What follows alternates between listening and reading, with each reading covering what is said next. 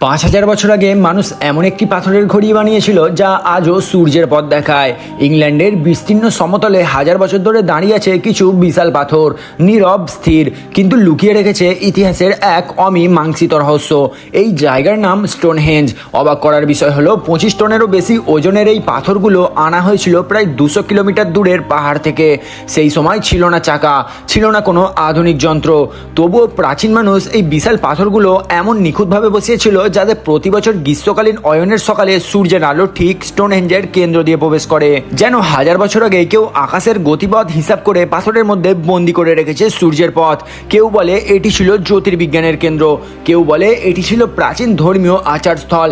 কিন্তু আজও একটি প্রশ্নের উত্তর মেলেনি, কে তৈরি করেছিল স্টোনহেঞ্জ আর কেন?